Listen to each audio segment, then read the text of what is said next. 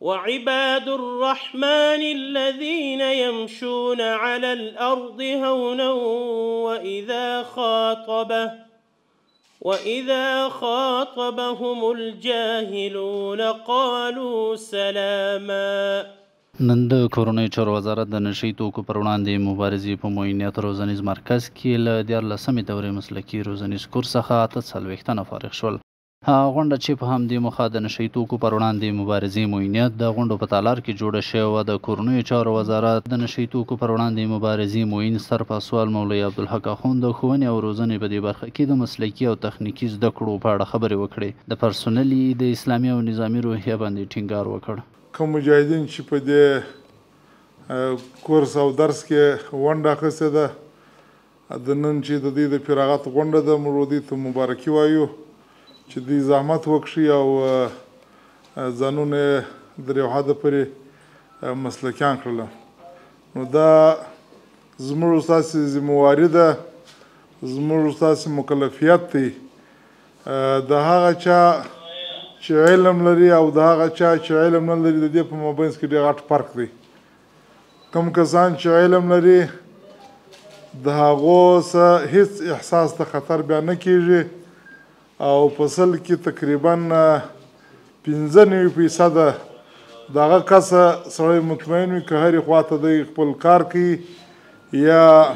په کوم مسؤلیت کې راځي یا یو کوم عملیات ته وځي، نو په دې باندې سړی متیقن وي او په دې باندې اطمینان وي چې دا کس چې ولاړی هلته عملیات کوي د دې روزنه سوې ده، دا به انشاءالله موږ ته بدنامي نه راوړي، دا به موږ ته هغسې یو بد نوم ورته نه راوړي چې هغه خدای مکړه زموږ د شرمندګلوۍ سبب وګرځېږي. او هغه کسان چې علمي کچه کمه وي، روزنه یې نه وي لیدلې، هغه نو که څوک په عملیاتو پسې واستوي، که یو ځای یو مسؤلیت ور د غاړې کړي، نو همیشه په څه په هغه پسې متوجه یې چې ودرې دا څوک دا خدمت کولی شي که نه شي کولی. هیڅ کله به سړی پر مطمئن هم نه وي، ځکه هغه معلومات نه لري. ښه سړی به وي، نیک سړی به وي، دینداره سړی به وي، اما د ده د ناعلمۍ له وجې څه به خامخا داسې کارونه ځینې کېږي چې هغه به نالایقه کارونه وي. نو پر موږ تاسو ټولو باندې دا لازمه ده، دا ضروري ده چې موږ خپل ټول پرسونل، ولو که رئیسان دي که مدیران دي که د هرې کچې خلک یې، باید داسې مسلکي روزنې وویني او دوامداره باید دوی مسلکي روزنې وکړي په هر بخش کې، په اداري بخش کې، په عملیاتي بخش کې، په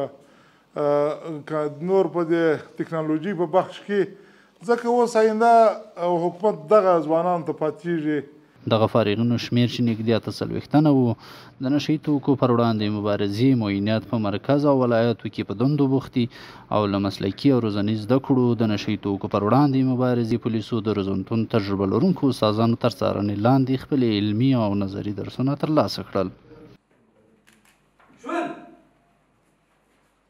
د مقدسو فدایانو او شهیدانو له وینو سره خیانت نه کوه.